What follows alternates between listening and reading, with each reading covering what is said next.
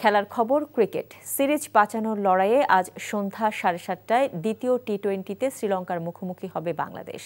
প্রথম টি-20তে করা ভুলগুলোই দ্বিতীয় ম্যাচে শুধরাতে চান প্রধান কোচ ফিল সিমন্স। এদিকে লিটনের ফর্ম নিয়েও বাড়তি দুশ্চিন্তায় টিম ম্যানেজমেন্ট। নিলয় মজুমদারের ডেস্ক রিপোর্ট। আরও এক সিরিজ হারের দ্বারপ্রান্তে বাংলাদেশ। রক্ষণাত্মক ব্যাটিংয়ের সঙ্গে দল নির্বাচন প্রথম টি-20র হার বাংলাদেশকে ফেলে দিয়েছে নানান প্রশ্নের মুখে। 1-0 পিছিয়ে থেকে রোববার ভালো কিছুর আশা করা ছাড়া উপায় নেই লিটনদেরও।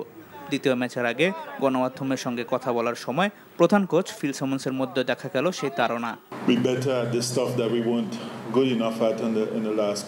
গত ম্যাচে আমরা যথেষ্ট ভালো করিনি, কাজেই আমাদের পরিকল্পনাই হলো এ ম্যাচে ভালো কিছু করা।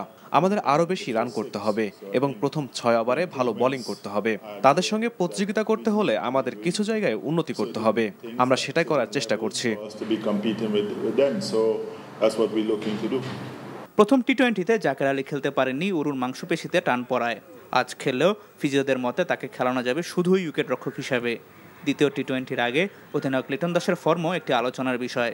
প্রথম টি-20তে আত্মবিশ্বাসের অভাব স্পষ্ট হয়ে উঠেছিল তার ইনিংসে। সিমন্স তা মেনেও আস্থা রাখছেন অধিনায়কের ব্যাটে। আমিও মনে করি তার আত্মবিশ্বাস কিছুটা কম এখন, তবে আমরা জানি তার পক্ষে কি করা সম্ভব। তাকে সে অবস্থায় আনতে কঠোর পরিশ্রম করে যাচ্ছি। আশা করি এই ম্যাচেই সে তার সামর্থ্যের প্রমাণ দেবে।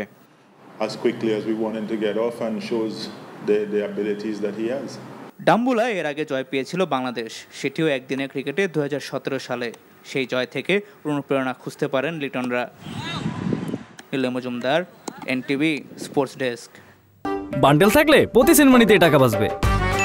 বিকাশ সেনমানি বান্ডেল কিনে জিতুন প্রতি লেনদেনে।